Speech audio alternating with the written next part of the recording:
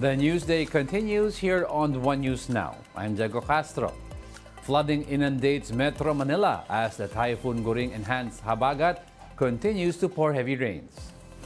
The water rose to above knee level in some parts of Quezon City, prompting some motorcycles to stall. Some vehicles didn't even attempt to cross the flood and just backed off, while some commuters resorted to makeshift boats.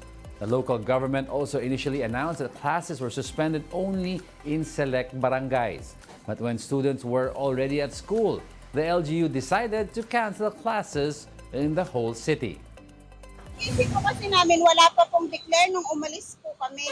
Hindi kasali po yung school namin sa na-suspend. Sana po pagka ganito, maaga pong mag-declare para hindi naman po sa mga bata. Meanwhile, in Manila, España Boulevard looked like a river as cars wade in the over-gutter deep flood. Many commuters are stranded while others who are used to floods brave the water. Meanwhile, classes in all levels have been suspended. As of 8 in the morning, Pag-asa put Metro Manila, Bataan, and Zambales under a yellow rainfall warning. This means that flooding may occur in low-lying areas. This is a downgrade from the orange or threatening flood warning from earlier today. The government pegs the initially agricultural damage left by Super Typhoon Goring at nearly 190 million pesos.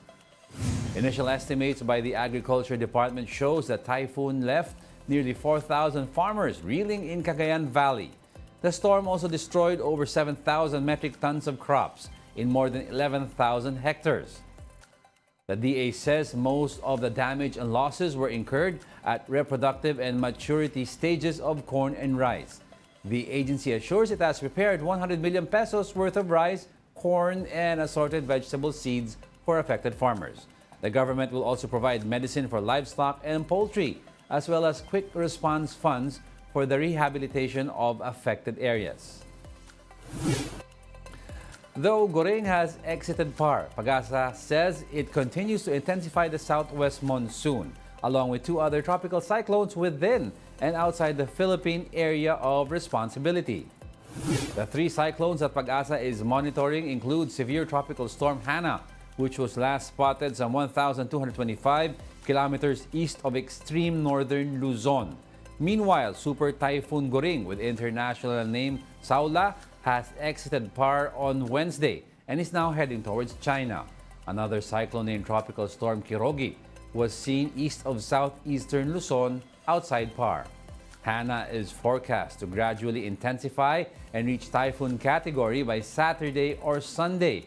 However, it will remain far from the Philippine landmass and may exit PAR on Friday afternoon. With the enhanced southwest monsoon, occasional to monsoon rains are expected over most parts of Luzon over the next 3 days.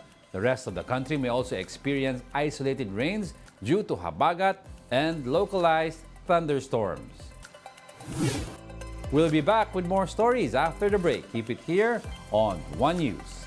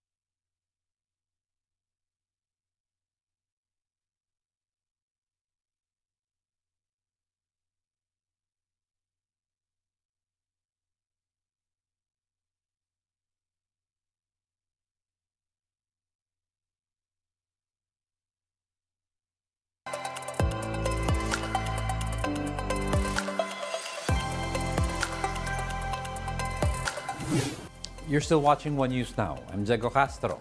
15 minutes. That's how long it took before the House Appropriations Committee terminated the deliberations on the proposed 2.3 billion peso budget of the Office of the Vice President. It was presidential son and senior Deputy Majority Leader Sandro Marcos who moved to terminate the discussions, citing parliamentary courtesy and tradition. This motion was granted despite objections from the minority.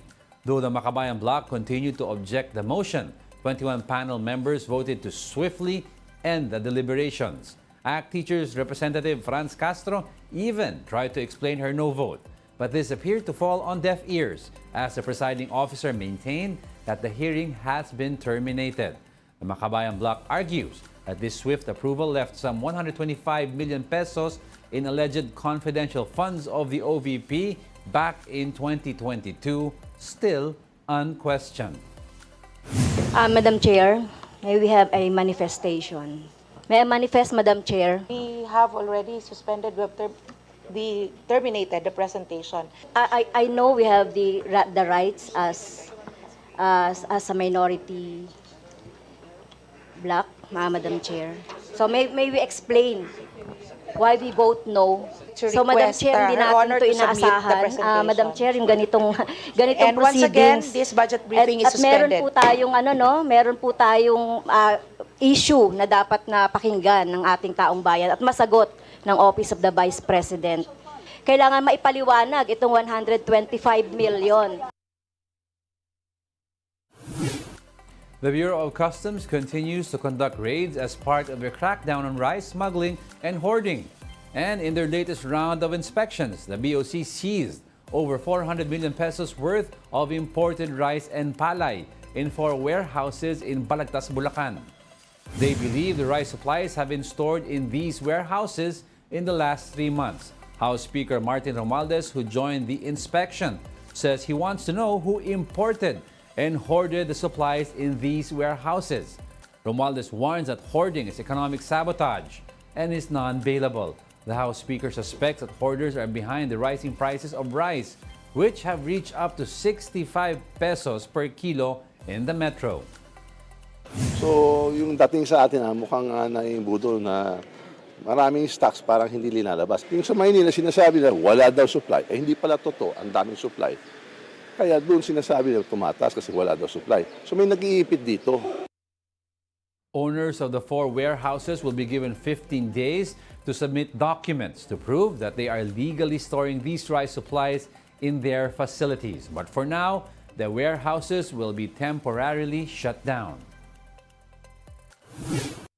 Signal TV and the Kapatid Network won big at the 11th PMAP Makatao Awards.